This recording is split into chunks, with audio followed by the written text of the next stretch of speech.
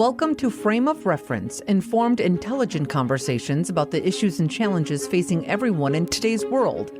In-depth interviews to help you expand and inform your frame of reference. Now here's your host, Raul Labreche. Well, welcome everybody to another edition of, what's that show again? Oh yeah, Frame of Reference, Profiles in Leadership. And I'm Raul Labreche, and I'm the guy that gets to have these fantastic interviews with people throughout the country. And it's been just such a joy for me over the years and months to be able to be introduced to people constantly that I've never met before. And I look at the information that is sent to me about them and their journeys and the things that they can talk about. And my first thought is usually, why in the world would they want to talk to me? But I believe that the reason they want to talk to me is because you're out there listening and watching, and there are things that all of us need to be reminded of, and there are things that all of us need to be exposed to that go beyond just a 30-second soundbite that plays according to someone's agenda. And today's guest is someone that, right along that vein, is someone that I'm excited to talk with. He's got a great name too. It's alliterative, which I always like. Parker Purcell. And I was thinking about that. Parker, it could be Parker Purcell purveys powerful paradigms and proverbs. Could that be the title of this show, perhaps? Yeah, my mom used to say you have a very political name. So like Parker Purcell, like 2024 or whatever, be like, yeah, it makes sense how it could be like that. Well, you could be the Purcell Report. I'm staying away from politics, by the way. I'm not going down that route. Oh, yeah. Nowadays, it's so polarizing. There's another P word that it just is. And there's so much pontification going on in the realm of that we don't need to go down that route today. I appreciate that. Parker, I made a New Year's resolution earlier this year, because that's why it's a New Year's resolution, to not introduce my guest by virtue of the biographical information that I have in front of me, because to me, that's just too stale. And I don't like reading things off a piece of paper. It just, it's not me. Anyways, so I'm letting my guests introduce themselves because you know better than I who Parker Purcell is. And you know better than I what you want people to think about Parker Purcell when we talk about the paradigm of Parker Purcell. I worked that P in there again. I'm sorry, Park. I hope that it's okay. I'm having too much fun with alliteration. So, Parker, who are you and why are you here today? Well, I appreciate you having me on. Who I am is a person of conviction. I stand on my values. They guide me to how I just run my life. I'm a father, I'm a husband. I am a dabbling physical enthusiast, as since having a kid has kind of put me on the back burner due to some injury, getting older, right? But I'm also a competitor and a loyal friend, and I love people. I love serving people. And, my why and my mission in life, no matter what I'm doing, is to leave people better than before they interacted with me. So if I can make someone walk away saying that they are a better person because of engaging with me, then I've done my job. Mm-hmm. And that gives me a lot of fulfillment. So hopefully that can serve as a good introduction. Boy, what would the world be like if most people adapted the principle of it's almost like the Hippocratic Oath, right? For doctors, do no harm, and if we could at least enter into every relationship as to, I work at a company that is responsible for servicing farmers throughout our area in the central Wisconsin area, and I always think of reaping what you sow. And, I can't think of a farmer that is in their right mind that would think that you can sow weeds and, just have all kinds of junk that you put into your field and then be upset that the corn isn't as hardy as you wish it would be because you planted the corn too, right? But the reality is, you can't do that. I mean, if you do that, you're just insane or something. So, and yet we do that all the time. We plant weeds daily in our relationships with people. We, don't fertilize them. We don't, think of ways to just water those relationships, nurture them, and the kinds of thing you're talking about. And really resonates with me as why not do that? Why not be garden caretakers, or field caretakers? What's to be lost except the time and energy? And you're going to spend that one way or the other. So why not spend it in a positive way? Right. So. Yeah. Anyway, so I think I told you beforehand, Parker, we'd like to start with a little thing I call my favorite things. And if I had the money, I would pay BMI ASCAP for the rights to play Julie Andrews right now, playing underneath, singing. But I don't, so I can only get away with about 5 notes of it before I get into trouble. Anyways, favorite things is all about just me throwing stuff out. You get to throw out your first response. If you need to think a little bit, I will start the Jeopardy theme, dun, dun, dun, and just to make sure you're aware that this isn't a forever thing, right? But it really is. First thing off the top of your mind, don't worry about it. This is just for us to get to know each other, and for people listening and watching can go, oh yeah, okay, I like that too. Okay, so we'll start with something easy. All right, favorite food. Ooh, favorite food. We'll say steak. Steak. Good man. Yep. I'm liking you already, Parker. Yep. New York strip. New York strip. Oh, the thing is, yes, the New York strips I have loved over the course of my life. That's always I would like to have a wall, I think, somewhere, steaks that I have loved, But actually, I have a friend actually that's in veterinary medicine, and he says he loved veterinary medicine because he could eat his mistakes. So I thought yeah, okay. Well, there is a plus to that, right? How about a favorite? Do you have a favorite soup? As long as we're talking about foods, do you have soup? Oh, yeah. Well, I'll just say chicken soup. My wife's cooked it for me the past couple of weeks. I've gotten a little bit sick, and I got a little 15-month-old, and so I was coming out of a sinus infection. And then right as I was on the cusp of getting over it, I just sunk back into the same thing again. I was like, well, yeah, I guess this is my new normal. So she's been making soup for me, and white chicken chili is really good, but this chicken soup she's been making lately has been really good. Practice makes perfect, they always say, right? So, yeah. But how about, do you have a favorite song or favorite artist in general? Oof. I'm emotional with music, so that's a really hard one. But I'll say my favorite genre is country music. Okay. And somebody that I've really enjoyed listening to, who I'll say vibe with really good, is Brett Eldridge. He is my probably country artist that I like most right now, but he's got a Sinatra vibe to him, and I think that's where he gets a lot of his inspiration from. So I've really enjoyed listening to his music for a while now. I'm embarrassed to say I know Brett Eldridge's name, but I don't know that I've listened to a lot of his music. And if I have, it's probably just in passing and didn't go, oh, that's Brett Eldridge. But I'm interested. It's interesting to hear that he has a Frank Sinatra vibe, because I'm a Sinatra fan. I'm old enough to remember him singing live, sort of thing. But so when you listen to him, listen to his album Sunday Drive. Okay, it's really good. And you put that filter of Sinatra in your head when you're listening to him, and you'll be like, oh, I hear it. Okay. Because he has Christmas albums that he does, and you'll be like, yep, that it makes sense. You'll draw a line to Sinatra with all his music. Huh. Okay, then. How about a favorite book?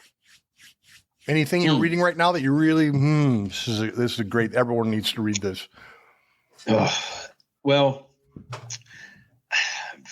there's a lot. I guess a book I'm reading right now, I'll just say it like that, is a book called, let me pull it up so I don't get the title wrong, but it's called Managing God's Money, a biblical guide to essentially answering life's fundamental questions about money in itself. And that's, part of my story and how I got to where I am, but I'm on this kick of really understanding what money is.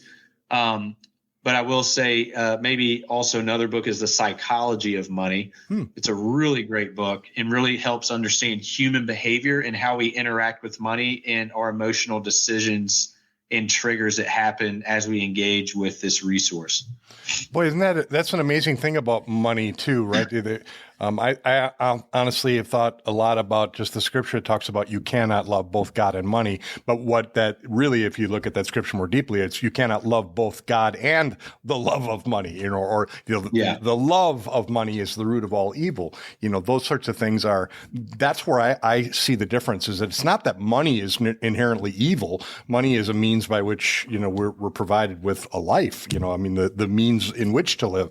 But the idea of that I will do whatever I need to do for money. I will, sacrifice everything I need to sacrifice for money. That's where, and those people, you can recognize them almost immediately when that's their focus rather than, no, I'm using this money to help others. I want to use this money to be able to advance a message or advance a type of, living that is important. And I want to share it with as many people as possible. Right. It's the concept of something I've been speaking to lately is if you can't take it with you when you die, did you ever really own it? And if that's the case, are you not a steward of the things that have been given to you? And if you're a steward, then that means that it was never yours to begin with, but you're to give an account of the things that you've been entrusted. And so for me, that's my lens to which I view the things in my life, try to view, right? But it's really answering that question of being a good steward and understanding that it's not my own. And therefore, how am I to use these resources that are given to me to give me a life of significance versus a worldly success standpoint? Sure. Do you think, I want to get back to favorite things because they're fun, but do you think that there's is it easier to have that philosophy of money when you are more comfortable, or do you think it is something that someone, regardless of their financial circumstances, can have that mindset and be blessed by it, whether they're, rolling in dough, whatever, or, just very comfortable that they don't have to worry about, as I remember earlier in our marriage, we were living from paycheck to paycheck, and the idea of saving money for anything, was, just how would we do that? And that it's a much more difficult place to be in financially and to be able to, I think, ascribe to what you're talking about. But you still have to do it, right? I still had to realize I do need to be good with the resources that I have, and I can't expect to be trusted with more if I'm not good with what I have right now, right? And you hit the nail on the head. Like, how do you expect to, like, a lot of people just think that money is going to solve all their problems. Well, that's not the case. And so if you don't have fundamental principles or guidelines or a filter value set that you are using to help make decisions with, then like my thing is someone who doesn't, I can't remember how it goes. If you don't stand for anything, I can't remember how it goes, but I think I know. Regardless.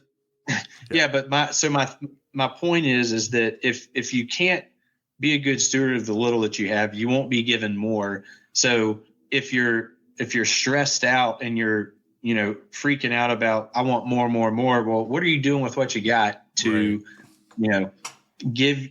to open yourself up to more, right? And so but you got to start somewhere. Nobody just comes into a lot. And if you come into a lot with those bad principles or bad behaviors, all right, you're going to lose it overnight.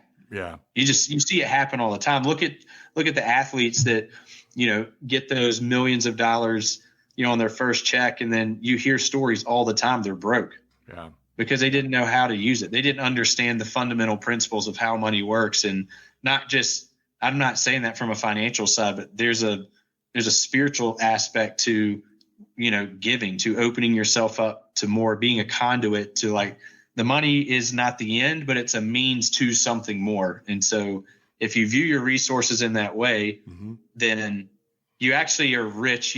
A lot of people view this lane of having financial capital as the only way to be rich, but they forget of the relational capital, the social capital, all these different forms of capital that they're actually really rich with, but they view it from a very narrow focus, which isn't, I don't think serves anybody well. Sure.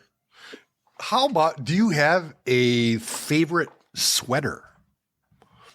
I'm in Alabama. We don't really have a lot of sweaters. That's true. I do. Yeah. Okay. How about a favorite shirt then, or T-shirt, or anything you want? That's camo. I'll just say camo. Camo. Okay. Yeah. Is that so that you can go places where you need to have camo, or is that just you think camo is a lifestyle? So yeah, both and. Okay. Well, you should come up here then, because deer hunting is quite popular up in my neck of the woods, literally and figuratively. So, so how about? Do you have a favorite a favorite thing to do, or a favorite chilling kind of activity? I like to golf. Really? Was that part of your competitive background, was to be a golfer? No. I played my whole life. Our family business, we have a golf course that I won't go into ad nauseum on that, but I just grew up on a golf course essentially that we built for our company. Okay. And so I've just played my whole life with my dad. So it's a fun way for me to get outside, disconnect. And I'm actually playing tomorrow morning with a friend of mine. Wow. So it'll be the first time I've probably swung a club in, 5 months, but it'll be fun. Okay. I have my boss here, the man I work with, has a real soft spot in his heart. And in Wisconsin, you can only golf, really in about 5 months out of the year before it gets just unbearable. But he is so much more. He's a completely different person when he's golfing than he is most of the other time. Very lackadaisical. But he gets onto a golf course, and you would think that life itself is at stake. It's amazing to watch that. And I hope that's not you, Parker. I hope that you're able to just kind of take it each swing as it comes. He's so highly critical of any time he just, is off what he knows he can do. It's really been interesting to watch sometimes. Like, dude, that's, it's a sand trap. Okay. It's not fun to be in a sand trap, but we all do that sort of thing every now and then. It's a good way for me to spend time with my friends and have good, meaningful conversation. So, when I'm out there, yes, I am competitive. There is that vein that comes out if I'm not, playing to my, expectations. But I just like being outside and I relax. So it's fun. Who was the comedian George Carlin, who used to say he thought golf was a waste of a perfectly good walk. So, okay, well, that's a way to win friends and influence people, isn't it? So, anyway, okay, last question. Is there a place that you go to, or a thing that you do, or a memory that you have that when you're walking through, your daily life, that if something reminds you of that it always takes you back to a place of either a memory or, a person or something that you just find a real sense of relief and comfort in?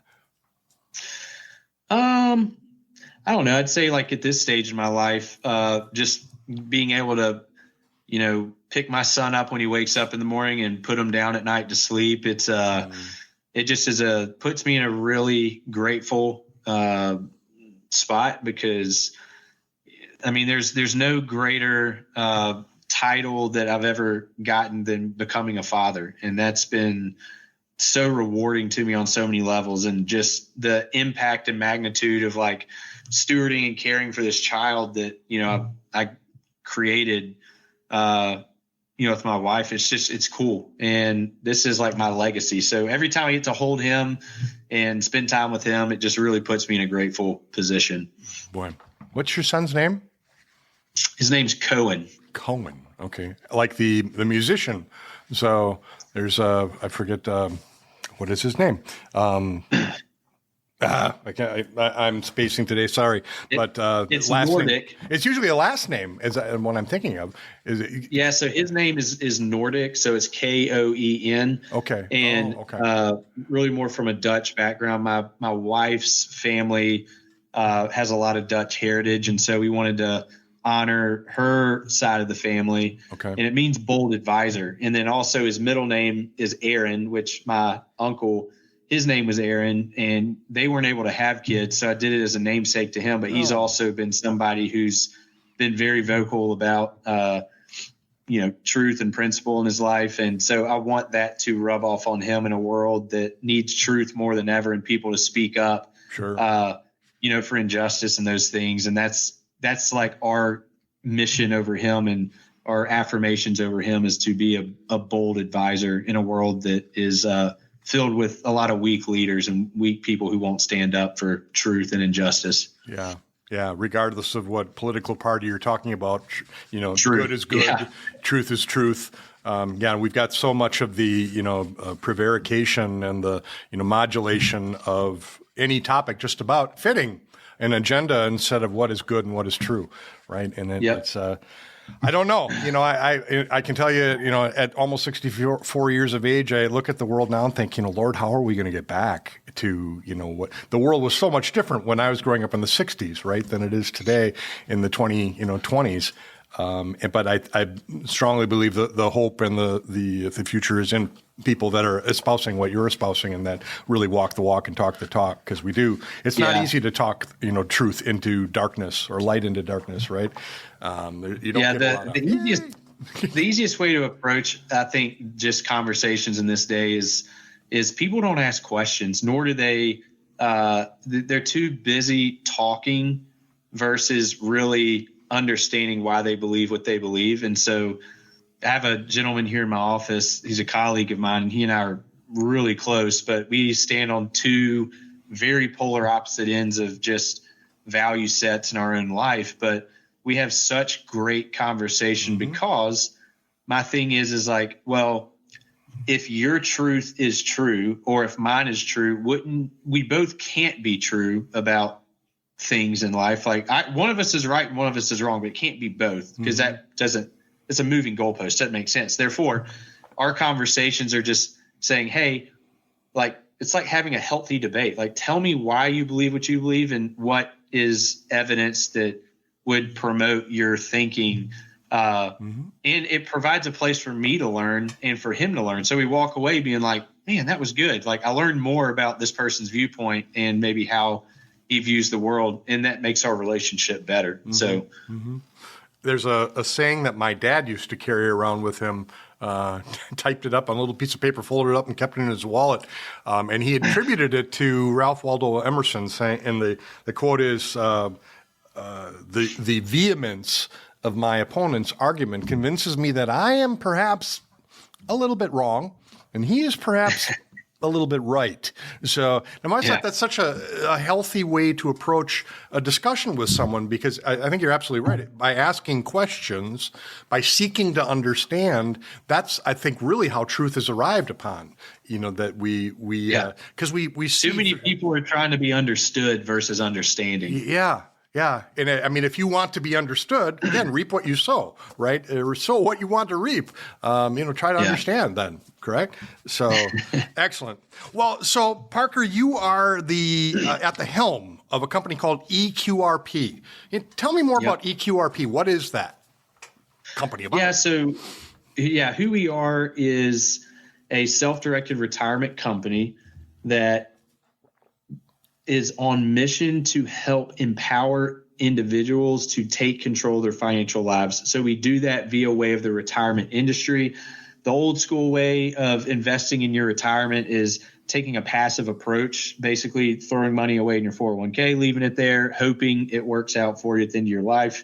But we take an active approach in our members' lives, and the members in our community are very active in wanting to do things different than what they've always been told. And so for us, we provide a community for them to not only get the tools to use to take control, but also the network, the community, and the opportunities being deal flow to go invest in things that are outside of what Wall Street says you can invest in, and gives them more confidence and hope that their future is more secure in assets that typically outperform Wall Street. So that's what we do on a fundamental level, and it's truly about the individual.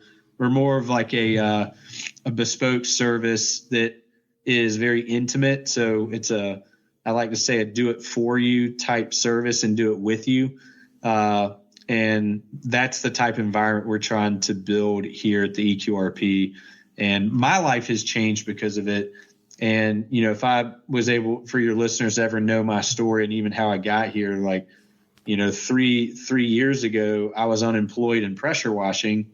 right? I'd had a successful career up to that point, but I felt the Lord called me to step out from the family business at the time. COVID had just hit.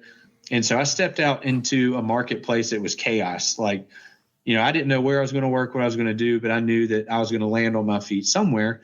And so I pressure washed for 8 months. Little did I know that I had all these other questions that I was asking. Was like, I want to grow. I want to learn more about what money is, how it works. Like, I grew up around opulence. I had opportunity, but I was driven in a really strong work ethic from my parents, which was great. But I just didn't know how to build anything. Like, how do I take this resource and get to that point? There's just a massive disconnect. And so entering in this community and being mentored and being a part of this culture has just shifted and transformed how I view money, how it works, understanding fundamental principles of how you can take $1 and turn it into 10, and really just understanding it's just a form of energy. And if you're providing value to the marketplace, then more energy comes back. But if you're not providing value, then you aren't going to have as much energy flowing back your way. So, that's really kind of the journey that I've been on. And because of that, I like to say I get to hold the banner like one of us. I represent a lot of the people that come into the community where they may have some resources, but they just don't know what to do next. So we give them a clear picture of their reality, walk them through a process of saying, where do you want to go? And then, all right, let's build a roadmap. And they're the ones doing it. We're coaches. So we're just saying, hey, here's what you've told us. Here's your plan. Here's how you're going to get there. Now let's go execute that. And they walk away feeling empowered because we've taught them how to fish. We haven't given them a fish. In the traditional system of retirement, they just give you the fish. So you have to go back to them to eat versus learning how to eat yourself. Right. It's actually interesting because there's it makes me think of a program that I believe was started in Iowa, and there's a smaller ministry organization here right in Sauk Prairie that the program is called Circles. And what Circles does is kind of a similar philosophy, but it's done with people that are in the lower 10% of our population. In fact, in the very lowest percentage of our economically of people in any community.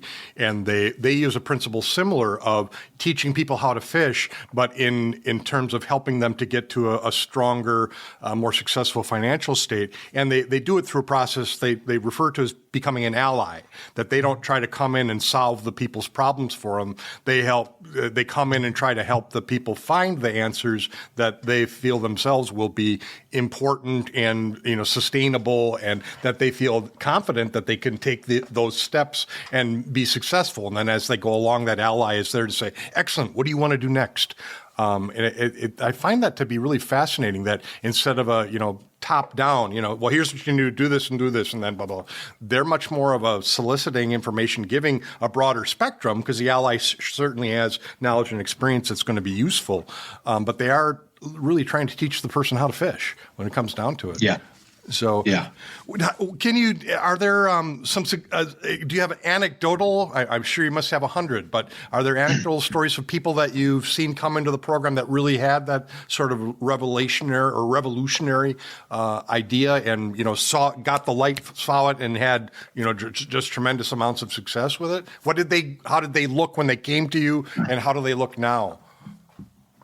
Yeah. So I think first, if you aren't doing it for your own people, right, then you can't do it for the people that come in. It'd be like you're a snake oil salesman, right? So I first had to change. And by taking action, I was able to see the light and start doing bigger and bigger things. Because I had someone believe in me, but someone that also just came alongside me and said, hey, look, here's how you can do this. And then you got to take action. So for us, absolutely. There's one individual in particular who I can think of that came in, and this really kind of represents a lot, but they come in, they're uncertain, right, about their current financial situation. They're looking at their retirement. They're uncertain about, obviously, we don't have to dive into everything that's happening around us. We know that it feels more bleak, but nothing new under the sun. Like, we've been here before, just at different stages of life.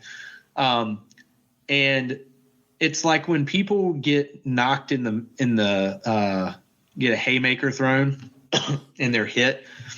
So they have this plan of how they think they're going to get there. And then something changes and they're like, oh, wait, like I got to do it a different way, but they're really uncertain of how they're going to do it. So when this individual came in, really more scared, because when you've taken a passive approach to your life and then you start taking this more active approach, it is scary, because now you're like, wait, like I've got to be the one to do these things. I've got to do the research. I've got to, there's all these things that happen. And just like any great movie, right? You're in theater, you understand. If you have a guide that comes along, the Yoda to Luke Skywalker, it makes the journey easier. And so for us, we get to be the Yoda for a lot of Luke Skywalkers that come in. They're carrying a burden, or we'll do one even better that I like. You're Samwise Gamgee to Frodo. Like Frodo's the only one that can carry that ring and go complete the mission, but Sam is right there with him the whole time fighting for him. And that's what we get to do, which is awesome. And it's rewarding. And then when people get to the other side of that and you see this like light bulb moment of them doing the thing that they were scared to do or didn't even think they could do, that's when you know that it's working and they are getting better, because now they've just built a piece of experience in their own life they can always revert back to when that next thing comes up. They're like, oh, well, I did this before. Now I'm not as scared to do this again.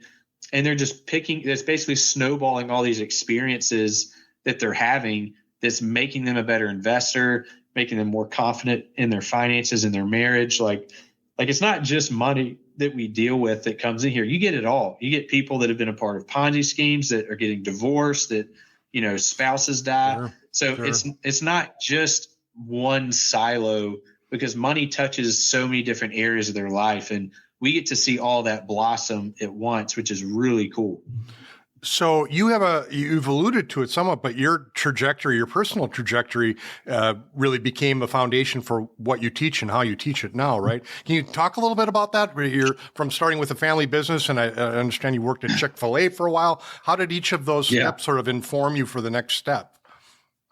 Yeah. So the family business, we were in agriculture, for 110 years, and we basically built a golf course for our product. We sold fertilizer. Okay. So we moved our corporate headquarters out to our farm, 3,200 acre farm, and used this 18-hole golf course as a marketing tool to sell our product. So imagine a private golf course that you bring in the industry to, that typically was really hard to get to, but we sourced them in for 3 days. We had a 90% conversion rate. Then 3 years later, we sold the company for 9 figures. So never thought that we would ever get there. So as a kid, though, experiencing all this, we got to do a lot of really fun things. But like I grew up on a farm. Like I was out working the fields during the summer. I held jobs. Like there was never this like silver spoon mentality that most other people thought. I was like, only if you knew Ellen Purcell, dear God, like, if you weren't downstairs, at breakfast at 6:30 in the morning, she would have us running. She had my sisters running around the house and digging tree holes outside. When my brother and I got in trouble, she sent us running up and down our 1/4-mile driveway. Really, it's probably more of like half a mile back and forth for 2 hours. She's like, go. Wind sprint. Here you go. Yeah, no, seriously. And she'd just stay out there on the porch and just watch us, and, leather belt, you name it. So for me, I always worked with this chip on my shoulder, because there's this element of like, I was thankful for the things that I had, but I also, you become a target for people that it's more jealousy. They're just projecting their insecurity and their envy or whatever to the life that you have. But I was fortunate to be born in the family that I was. Great mother, father, they love each other. Great siblings. We got awesome relationships, but I wanted to go do something for myself. So when I graduated college, I went and started working for Chick-fil-A. And for me, it was such a great opportunity to cut my teeth on how to run a business, how to lead people. And now keep in mind, the area that I worked was in Pensacola, Florida. So anybody listening, if you're familiar with Pensacola, there is a naval base down there called NAS, and our Chick-fil-A was on Navy Boulevard. So it was right outside the Navy base, low income, impoverished area. We had 6 to 8 homicides within the first 6 months within a square mile of our store. So, when you think about the environment that we were in, the customers that we served, but also the employees that we worked with, it was just really tough. Right. And that was my first, I'm walking into this thing, I got a college degree and I'm leading these people. And I'm like, this is real life stuff these people are dealing with. Right. And I did that for 3 years. And I would just say I got so many stories of working there, but the biggest thing that I learned about leadership is that you got to win the heart before you win the mind. And I say that because nobody's going to care about what you know until they know that you care. Mm-hmm. And, at times I get walked over, right? That's kind of some leadership lessons you learn, but, it just really taught me how to connect with people on a much deeper level. I like to say the Lord's really given me a gift to connect with others at whatever level they're at. But in this environment in particular, I was able to build really strong relationships with people. And I think it was mirrored on when people view positional leadership, they think of someone sitting behind the glass wall up, above the shop floor, just commanding. My leadership style is I roll my sleeves up, get in there and outwork them. None of my people were going to outwork me. Therefore, I was able to demand a lot of them as well, because there wasn't anything that I was asking them to do that I wouldn't do. Sure. Sure. So outside of that, though, getting to run the business really taught me a lot. And then there's always that level there of, when I was looking at my future and where I wanted to be, I was pursuing the operator route. And I saw a viable option for me to go live the life that I wanted doing that, or I could go back to the family business and go help my father build this massive dream that he had. We were about to do a really big expansion project out there. And so there's some FOMO for me to not do that with him. And so I said, well, I'm going to go take care of, I want to go help my dad do this because I'm going to have FOMO if I don't. And so I did that for 4 years, and it was fun, but I also learned that family business is really tough. And so I went from running a massive organization, leading close to 100 people, and then I go to just leading myself again, and that was really tough. And there's a part of me, I think, when I look back at when I say my pride was hurt because I wanted more. I think I thought I knew more than I did. I had a lot of experience, but there's also this element of humility I think I needed to learn for myself. Looking back, sure. I can say that now because I felt like I was pushing a rope up a hill with a lot of things that I wanted to accomplish, and I just couldn't get anywhere. So I'm like, what am I doing? What's happening? So in that, I kind of saw my ceiling hit out there. I knew where I wanted to go, and I led well. I was a project manager. I built a shipping and delivery center. I ran a housekeeping department for 2 years. I got into sales. I'm cleaning toilets, doing there wasn't anything I wouldn't do. It's my family business, right? Sure, so it was whatever needed to be done. Sure. But when I hit my ceiling, I said, I feel like I'm in my prime years of continuing to learn. And I always was even if I hated the thing I did, I was like, what is, I can take something from this experience and grow with it and take it with me to the next thing. And so doing that along the way to where I stepped out even into pressure washing, right?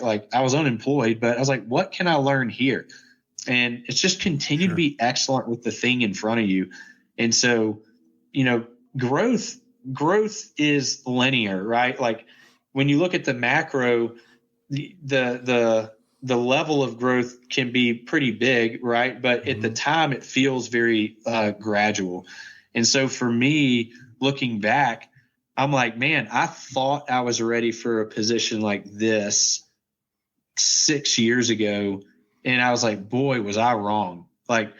I didn't have the experience yet that I wouldn't have been ready for it. Right. And I trust everything works out how it's supposed to. Right. But Right. I mean, I'm being stretched here in what I'm doing now, but, I do believe that, everything's seasonal, right? Like Chick-fil-A was a season, family business was a season.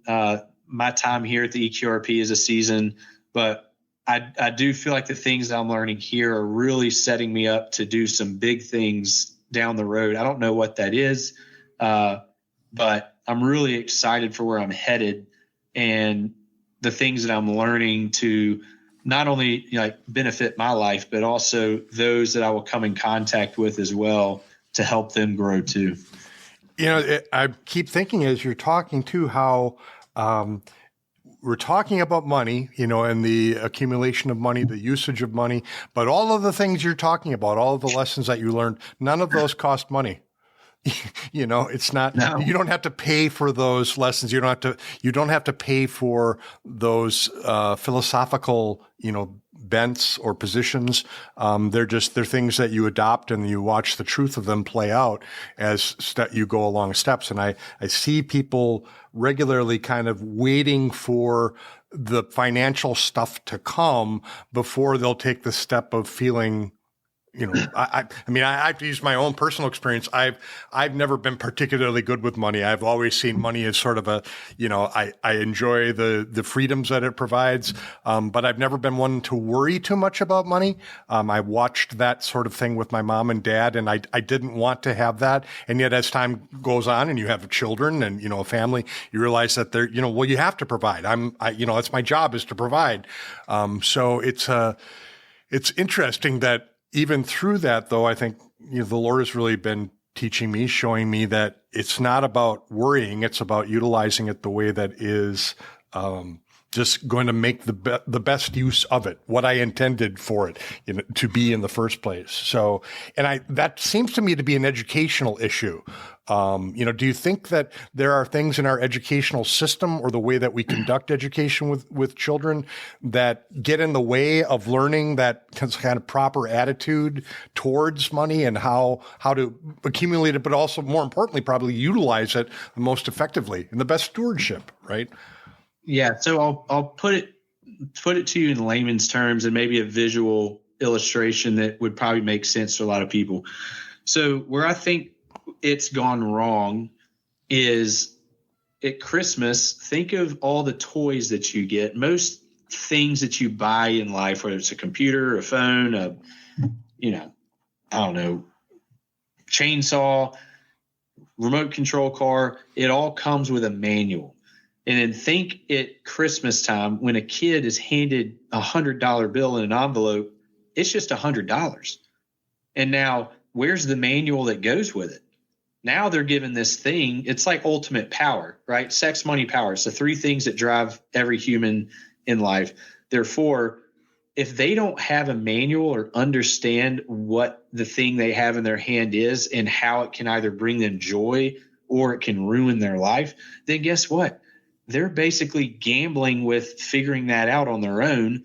And that is where we've failed, I think, as a society, but also, what would it benefit the economy to have a bunch of entrepreneurs who would fill in all the cogs in all those jobs, right? So I think that it's done on purpose. That's just my personal stance. I don't think that money is taught. I think the reason financial literacy isn't taught to the level to which I understand it, and people like entrepreneurs who've been in it understand it, because the economy can't support entrepreneurs at that level because there's so much of the economy that rides on people that are working 9 to 5s. Now, the things they'll give them is like, hey, let's teach you how to manage, this meager salary. Let's not teach you how to take that and go grow and go really exponential with your life and your impact. They just have people living for the weekend. And so, you gotta really get clear on what it is that you want out of this resource and what your goals are, what drives you. And you got to have a deep conversation with that, and people don't do that. So can you how do you, I don't know how to ask this question, but how do you encourage someone to take that leap to say, I'm tired of being ignorant. I'm tired of, scrambling. And I would like to know how to use this thing as a brick building block instead of there it goes again. Oh, it was nice knowing you, $100 bill, see ya. So. Yeah, it's like a F-16 trying to land on an aircraft carrier. I saw some meme where it said my paycheck every 2 weeks, and it comes in and it touches down and then it takes off again out of the bank account. So I think first off, understanding first, what is it you're trying to accomplish, right? You got to get clear on, okay, where do I want to be? And just write it down. Like, I want to be financially free. Okay. I want this. I want that. Okay. So let's reverse engineer what that looks like and what you have to do to get there. So if you don't understand at all, like what it is that you currently are stewarding, like those resources, are they liabilities or are they assets? Are there liabilities that you think are assets, right? You think assets, but they're really liabilities. So Rich Dad, Poor Dad is a great book for just anybody who's like scratching their head on, because it paints a story of a young Robert Kiyosaki who was a poor dad. His dad was an educator, made a meager salary, but then he was best friends with a dad who was a massive entrepreneur. And he was watching money behaviors with his dad and this really conservative approach in life. And then he's got his other friend's dad who was taking these risks, doing all these really creative things, creating this life. And so it's like, okay, you have two different paths that you can take. Which one are you going to take? And you aren't going to get, you're going to go past step 1 to step 10. For you to get to step 10, you got to go step 1 to step 2 to step 3. So nobody's asking you to go, from where I'm at to Elon Musk. That's just impossible to do. But, have you ever invested before? No. Okay. Well, just download a Robinhood or brokerage account and just start putting $1 a day in something. Like, you got to understand how the game works. And you'll start, it's crazy the things that you learn by taking action and the things you pay attention to. If it's free, it won't do you any good. Most people say, well, I want to learn for free. I'm like, well, guess what? You ain't going to pay attention to it if you don't have anything at risk. Right. So my first investment that I made, I lost $50,000. My very first investment, I went and took a cash out refi on my house, went and invested it, and I lost it. And I was like, well, dang, that sucked. But what did I learn? I would not have, I wouldn't have taken that step first off. B, I wouldn't have learned some really great fundamental principles. And also, like, I had a community around me where, like, I wasn't stressed about it. My ego was hurt in a lot of ways because I thought I had done all the right things. And he said, hey, Parker, he said, let me tell you something. Can you still pay your bills? I'm like, yeah. He said, do you have a wife that loves you? I said, yeah. Do you have friends that are close to you? Yeah. You have a roof over your head? Yeah. You have a son? I mean, he was just walking me down all these things. And he said, well, what the hell are you worried about? It's just part of the game. And I was like, you're right. Like, it's just part of the game. It's just a game. That's all it is. And it plays out for you on both sides. So, but you aren't going to be able to invest $10 if you haven't done one. You won't be able to invest $1,000 if you haven't done 100, and you won't be able to stroke a check for $100,000 if you haven't done it for 50. So just know that it's building blocks, but you got to start somewhere. And if you're just hoping it's going to work out for you, it's not. You won't just fall into it. And if you do, you're going to be right back to where you are because you haven't learned anything. Someone that's built themselves to, that's made $1 million, right? That's grown to that is a lot better off than the person who was just given $1 million, because this person knew what it takes to get there. The other person just happened to have some dumb luck, and they're going to end up spending it, squandering it, losing it. And this guy knows how to preserve it and keep growing it. Boy, it sounds like you have to be able to be a very adaptable, flexible person too, which I think for some folks is it's pretty darn hard. There are some folks that just insist on being the mighty oak, and there are others that have learned that, well, really being a willow tree is probably the better situation to be in right now. But that, I really like how you're touching on how the risks are part of the education. So, and one doesn't want to be, I think that's where I would fault myself, as I've been foolhardy about things and not concerned enough about the stewardship of, okay, I have $1 here to invest. I need to do it wisely, or at least try to do it as wisely as I can. Because to squander it, to just say, oh well, I lost $50,000. Oh well, the house is gone. Oh well, that's not right either, right? But to just step back and say, okay, what mistakes did I make? How can I learn from those, and how do I go from here? How do I start from here again? What do you say to somebody that doesn't have that mentality? Oof. Good luck.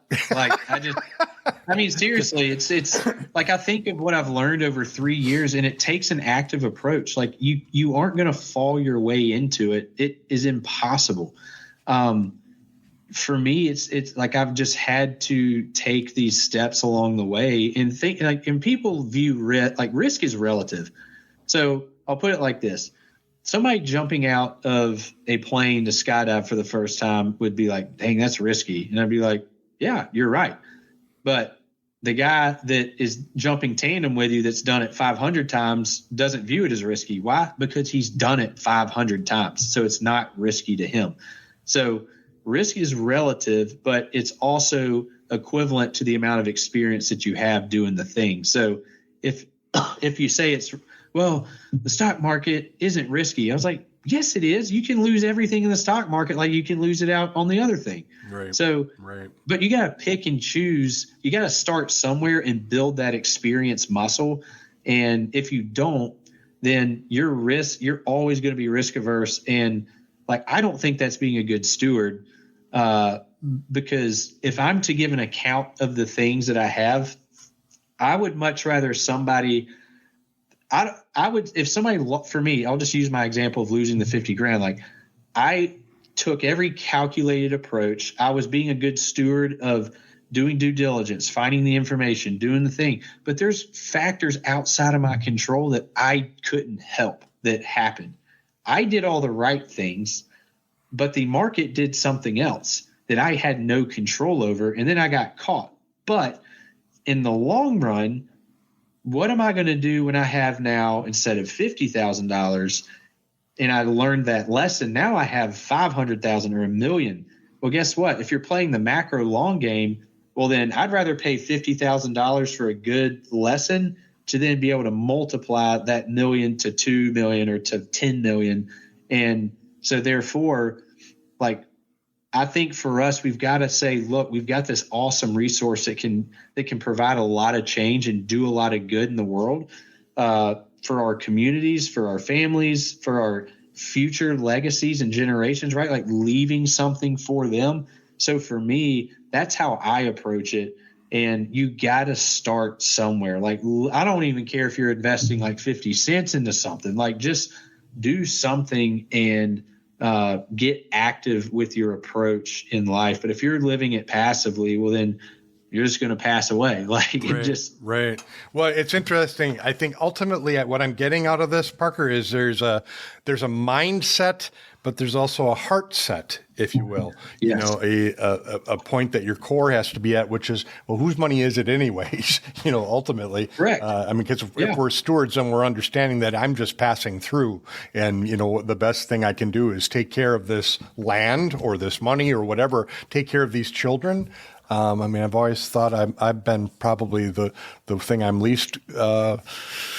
I don't know. The one that I wonder the most is if I've been a good steward of my children, and that because they are a legacy just as much, right? And it is. I wanted to know Cohen's name because I want you to tell Cohen he's very blessed to have the dad he does, that appreciates so much the joy of bringing him up to bed and taking him down, from bed at night. That you want to be the first thing and the last thing in his life is that's a truly special thing. And so congratulations on that. You got that one right a lot earlier than I did.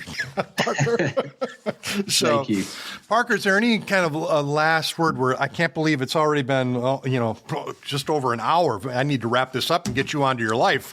But is there any parting words of wisdom you want to pass along to people?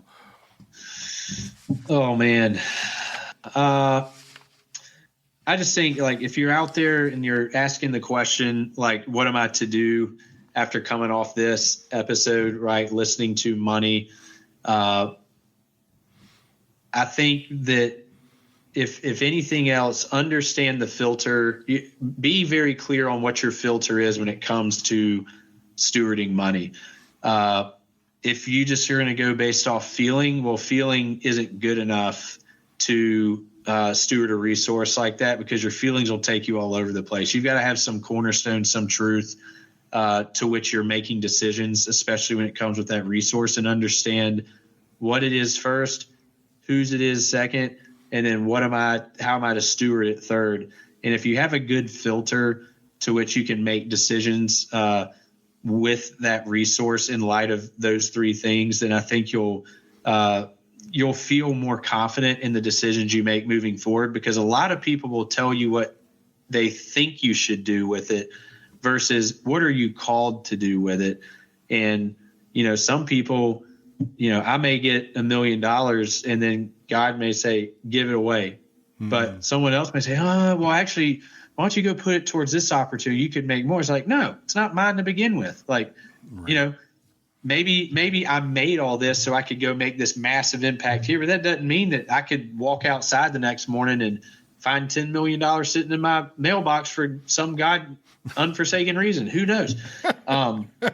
So it's blessed. It's better to give than it is to receive. So if you take the approach of understanding that first you're a steward of the things you've been given, and then also we are here to be a conduit of our resources to other people, be a blessing, that you will live a life full of joy and significance far beyond what most people in life do. And when you get to the end of your life, you'll be laying on your bed feeling full, knowing that you have your family, close relationships, people.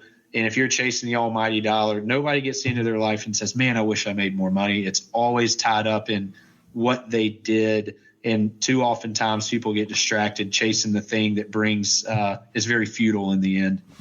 Well, and you have a couple of giveaway items too for our audiences. There's a giveaway title, Self-Directed Retirement Made Simple. So if you want to go to or find out more about our company, Self-Directing Your Own Retirement, go to eqrp.com. You can reach out to us there, schedule a time to chat. And then we have a newsletter that we give away. It's turnkeyretirement.com. It's basically just a really fun newsletter that I put out of current events that are happening, what's going on in the market.